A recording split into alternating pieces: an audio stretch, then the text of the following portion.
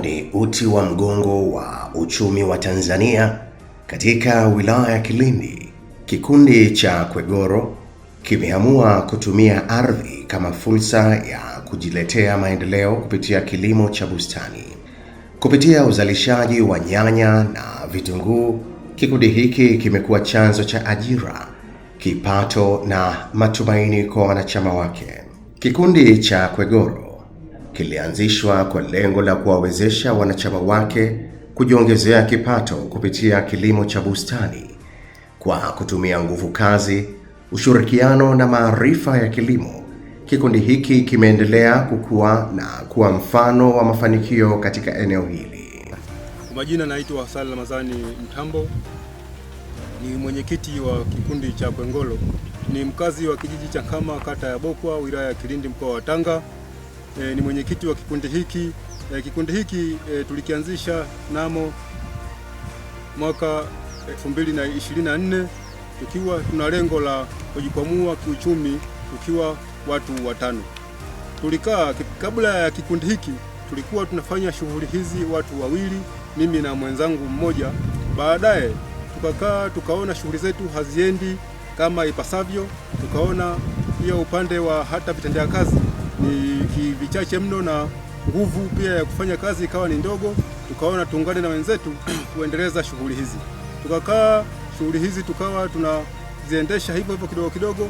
Baadaye tukashauriana na hao wenzetu wawili watatu, tukakaa kwa pamoja tukashauriana mara ya baada ya kukaa watu watano, tukasikia matangazo ya mikopo ya Mama Samia. Tukaungana kwa pamoja, tukakaa tukashauriana, tukaenda halmashauri tukafuatilia, tukawa kuna changamoto za hapa na pale ndogo ndogo, lakini tukapata mkopo huu. Mazao haya ya nyanya tunaweza tukalima mara moja au mara mbili kutokana na hali ya hewa ya mwaka. Wakati mwingine kama mwaka jana tulianza kulima zao la nyanya. Baadaye tulipomaliza kuvuna nyanya ya sehemu hii kwa ajili ya bakteria ambayo ilibaki kwenye mizizi ya nyanya, wataalamu wakatushauri kwamba tunaweza tukabadilisha hata zao lingine. Ndio hapo tukaamua kubadilisha zao lingine, tukapanda na kitunguu. Tulikaa katika kikundi hiki tukashauriana kwa pamoja, tukaona zao la nyanya kwa upande wetu kama wana kikundi tunaweza tukapata wepesi kidogo kwa kuzifanya shughuli hizi, na maana pia na nyanya kipato chake inakuwa ni kikubwa zaidi kuliko hata mazao mengine kama mahindi na maharage na vitu vingine. Nyanya kidogo ukiwa na sehemu hata ni ndogo hivi, unaweza kidogo ukapata fedha nyingi kuliko mazao mengine kama mahindi na maharage kwa jumla. Changamoto tunazokutana nazo ni hali ya hewa. Kama mwaka huu kuna hali ya hewa kama hivi mnavyoona, mawingu. Unakuta leo unaweza ukaja shambani ukakuta labda nyanya ziko hivi, ukaja asubuhi ukakuta tena zimepata magonjwa mengine. Pia hizo ni changamoto katika kufanya hii kazi tena ya nyanya, lakini tunapambana nazo kutokana na uwezo na kazi tulimbayo tumeichagua. Kwa hiyo kila wakati tunakuta hapa shambani tunakagua, hapa kuna ugonjwa huu, tuna utibu ili uondokane kwa haraka zaidi. Wataalamu wa wilaya ya Kilindi wanatusaidia kupambana na changamoto kama tunazokutana nazo kama vile magonjwa, na wakati mwingine tuna ukosefu hata wa vifaa labda kama vile sumu na vitu vingine. Unakuta tunaweza tukawafuatilia tukawaambia bana, sisi tuna changamoto moja mbili tatu, tukawaambia labda sisi hapa kuna baadhi ya vifaa kidogo tunaweza tukawapatia. Kwa tunawashukuru sana kwa ujumla wa wataalamu wa wilaya hii ya Kilindi kwa ushauri wao, na baadhi pia mambo mengine pia wanatusaidia. Wito wangu kwa serikali ya Mama Samia Suluhu Hassan kwa ujumla, awe kipaumbele zaidi kutuona sisi watu wa hali ya chini kama hivi, na wenzetu wengine ambao bado hawajapata hatua hizi, na wataalamu wawe wanawapitia kuwashauri na kuwaweka pamoja zaidi ili kuwakwamua kiuchumi kama sisi Mama Samia alivyosaidia kwa mfumo kama huu. Matarajio yetu ya baadaye ni kuondoka sehemu ambayo tulipo sasa hivi na kuelekea sehemu nyingine. Kama mnavyoona shamba sasa hivi hili hapa tunalima eka moja mpaka eka moja na nusu. Kwa hiyo baadaye matarajio makubwa zaidi ni kujiongeza na kujitanua zaidi, kulima hata ni eka 5, 6 au kuendelea mpaka hata 10, na kuajiri pia na baadhi ya wenzetu wengine vijana, ili wote kujikwamua na hali kama na kuna jamii pia kuona kwamba ni kazi inayofanyika na ni nzuri, na ili nao waingie katika mifumo ya kufanya kazi ya kilimo cha nyanya. Kikundi cha Kwegoro ni ushahidi kuwa kilimo si tu chanzo cha chakula, nguzo muhimu ya maendeleo ya kiuchumi na kijamii. Kupitia umoja, juhudi na matumizi sahihi ya rasilimali zilizopo, wanachama wake wameweza kubadilisha maisha yao na kuwa mfano wa kuigwa katika jamii. Kwa majina naitwa Fatuma Mfaume Nyange, naishi Nkama, wilaya ya Kilindi, mkoa wa Tanga. Ni mjumbe wa Kwengolo, kikundi cha Kwengolo. Mimi jumbe hapa nilikuwepo, napika besha yangu ndogo ndogo ya chai, chapati. Kuna jumbe wenzetu wawili wakawa hao wenyewe walianzisha mradi wao wa kulima nyanya. Ilivyokuja hiyo fursa ya Mama Samia 10%, akatuhamasisha wenzetu na sisi tukahamasika. Tukaitwa, tukafuata yale masharti, katiba, tukaanzisha mradi huo wa nyanya. Mpaka sasa hivi tunashukuru huo mradi tunaendelea vizuri mpaka sasa hivi, na mimi naendelea na biashara yangu ya kuuza nguo. Nahamasisha wanawake wenzangu wajitahidi na kilimo cha bustani. Majina anaitwa Mohamed Mtae Mdeve kutoka kijiji cha Nkama, kata ya Bokwa, wilaya ya Kilindi, mkoa wa Tanga.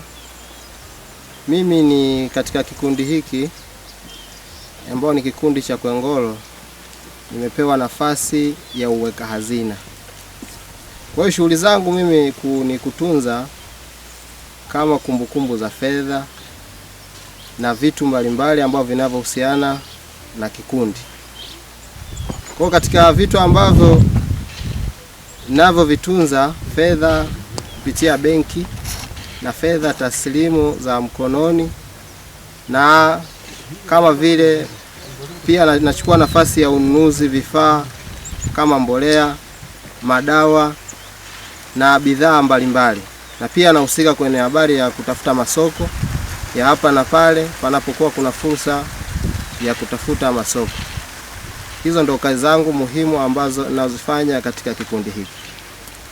Mpaka sasa hali ya soko, japo bado hatujafikia kwenye kulitafuta soko kwa moja, lakini soko mpaka saizi bado halijakaa vizuri sana. Soko bado halijakaa vizuri sana ukizingatia maeneo ya vijiji tunavyoishi. Hakuna masoko ya moja kwa moja kwamba unaweza ukachukua tu mzigo ukaenda ukauweka sehemu fulani, mpaka uende huko mijini na sehemu zingine. Kuna changamoto za nauli na vitu vingine tunakumbana nazo, lakini ndio hivyo tunapambana kwa namna tunavyoweza kupambana. Changamoto tunazopambana nazo barabarani, kwanza ni barabara zetu ni mbovu. Hili ni changamoto ya kwanza ambayo inatukumba. Alafu pili, nauli ziko juu. Hata ukiagiza gari, kwa maana mzigo wangu ufike sehemu fulani, unakuja kukuta nauli inakuwa juu zaidi. Kwa hiyo hata ukienda kuuza kule pia unakuta masoko yetu pia vipimo vyao wanapima vipimo ambavyo haviendani kiujumla, kwa sababu tunatarajia labda wangekuwa wanatumia mizani, pengine ingekuwa ni rahisi na sisi kupata mafanikio, lakini wanaenda kutumia kama vipimo vya mapaleti, wenyewe wanaita rumbi. Kwa hiyo linajazwa paleti kiasi ambacho wewe mkulima faida yako inakuwa ndogo sana. Kwa hiyo tuna changamoto kiujumla zaidi pia za hizo, lakini kiufupi tu tuna changamoto ambazo ni nyingi sana. Mimi kabla sijajiunga na kikundi hiki nilikuwa ni mkulima, nilikuwa nalima nyanya, lakini visehemu ambao ni vidogo. Kwa na mwenzangu ambao tumeungana pamoja, tukawa tunafanya shughuli zetu ndogo. Kwa hiyo baada ya kuona tulikuwa tunakumbana na changamoto mbalimbali, wakati mwingine tunakumbana na changamoto pengine kunaweza ukawa kuna mlipuko wa magonjwa, na wakati huo pengine hamna fedha za kuweza kutatua hilo tatizo.